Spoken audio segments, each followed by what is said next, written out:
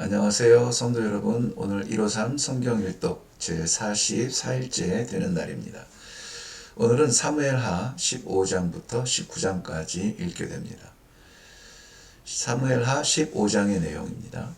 아버지를 향한 구테타, 아들의 반역, 그것도 살인죄를 용서받은 아들 요나단의 배은망덕, 인생사에서 얼마든지 일어날 수 있는 일입니다.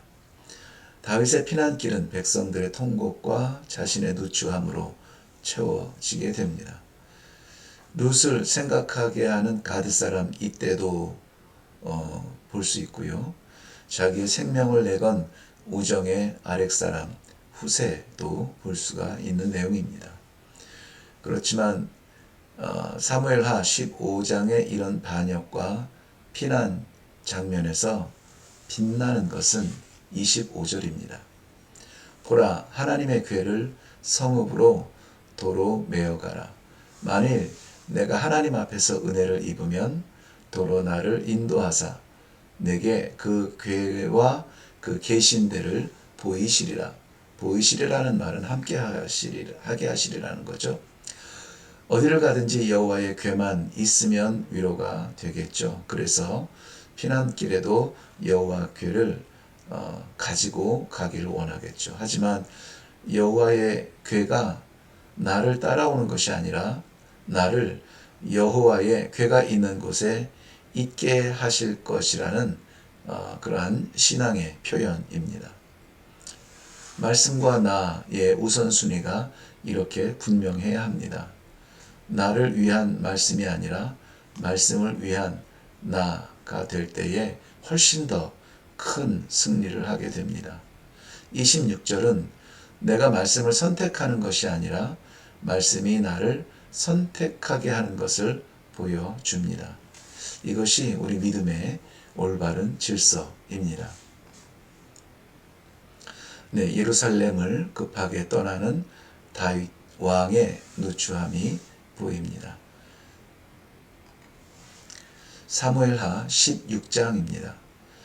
다윗의 피난길에 무비보셋은 다윗에게 은혜를 분명히 입었지만 압살롬의 반역에 모사가 되었고, 그 사이에 무비보셋의 종 시바는 주인이 압살롬을 도우러 간 사이에 기회를 삼아서 주인의 것을 갈취합니다.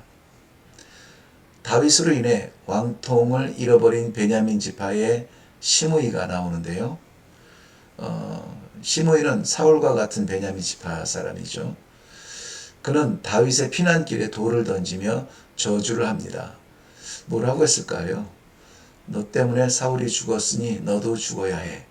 뭐 그런 저주 정도 되겠죠. 그러나 다윗의 마음은 침통하기만 합니다.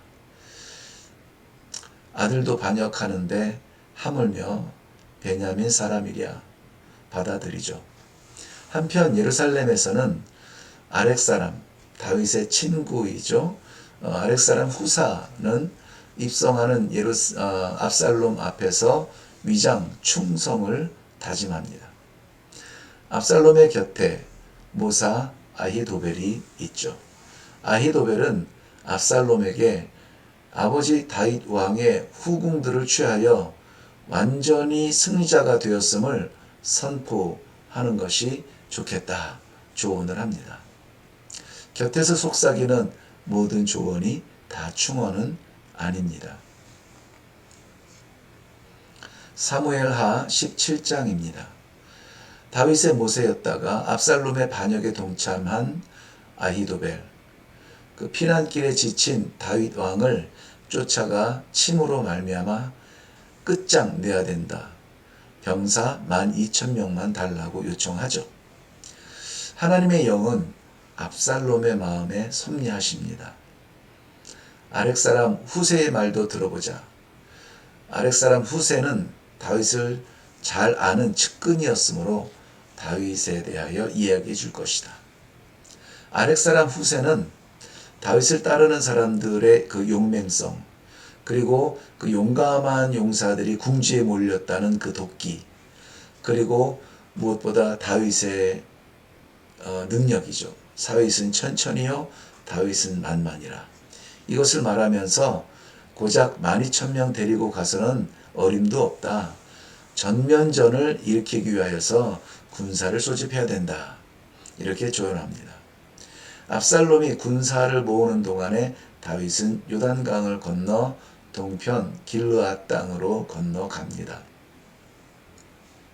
아히도벨은 죽은 다윗을 배신하고 반역자 압살롬마저 자기의 말을 듣지 않고 자신의 위치가 애매해지자 그만 목을 메어서 자살을 합니다.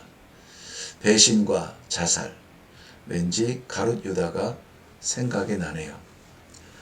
다윗은 암몬 족속의 도움으로 기력을 회복합니다. 암몬 족속은 어제 43일에 읽었던 내용 가운데 다윗과의 전쟁에서 패했는데요. 그렇다면 지금이야말로 오히려 다윗을 복수할 그러한 기회이지 않습니까? 그런데 오히려 다윗과 부하들을 채워줍니다. 세상에서도 이런 도움이 있네요. 사무엘하 18장입니다. 다윗은 자신의 군대를 3분하여 요압과 아비새와 이때 장군의 휘하에 나눕니다. 그런 와중에서도 5절에 보면 다윗은 아들 압살롬을 염려합니다. 자신의 장군들이 훌륭한 것에 대한 인정, 압살롬이 다칠까봐 전장에서 군사들에게 아들 압살롬에 대한 선처를 구합니다. 그러나 장군 요압은 나무에 걸려있는 압살롬을 죽입니다. 제사장 아히마스의 승리의 소식 전해 듣지만 잠시 구스 사람이 전한 압살롬의 죽음에 대한 소식을 듣죠. 다윗은 애통하는 마음으로 이렇게 외칩니다. 내 아들 압살롬아, 내 아들, 내 아들 압살롬아. 차라리 내가 너를 대신하여 죽었더라면 압살롬, 내 아들아, 내 아들아. 이 혈통에 대한 간절함이었나요? 이 한 절에 내 아들, 내 아들 5번이나 나오고 압살롬, 압살롬 3번이나 외치고 있습니다. 사무엘하 19장입니다. 전쟁의 승리에도 장군 요압은 그 압살롬아, 압살롬아 내 아들아 다윗의 외치는 소리를 듣고 죽인 당사자로서 도망자처럼 조용히 입성을 합니다. 전쟁에서 승리했지만 주군의 마음을 잃었다는 불안감이죠. 왕이 예루살렘 성으로 귀환하려고 요단강을 건널 때 다윗의 피난길에 돌을 던지며 저주했던 시므이라는 사람이 용서를 구하며 요단강을 건너와서 맞이합니다. 16장의 시바는 무비보셋을 포함하여 주인의 것을 차지했다고 했죠. 다윗이 돌아와서 사정을 들어보니 이 시바의 잘못이었고 무비보셋이 억울한 것을 알고는 무비보셋을 벌하지 않습니다. 그런데 무엇보다도 사무엘하 19장에 빛나는 사람은 길르앗 사람 바르실레입니다. 바르실레, 잊지 못할 사람이죠. 다윗의 피난 중에 다윗과 그의 사람을 도왔었습니다. 그리고 이제 예루살렘으로 돌아가는 다윗, 왕권으로 회복하는 그 다윗이 함께 예루살렘에 가서 영광을 누릴 것을 초청하지만 다윗에게 정중하게 사양합니다. 이제 나이 늙어 영광이 영광처럼 느껴지지 아니할 때입니다. 대신에 제 아들 김함을 데리고 가달라고 부탁합니다. 왕의 귀환을 놓고 시작된 유다 지파와 이스라엘의 지파들 간의 분쟁이 일어납니다. 선한 일에 일어나는 분열은 언제나 주인공을 놓치고 그 분쟁의 구렁텅이에 빠지게 되죠.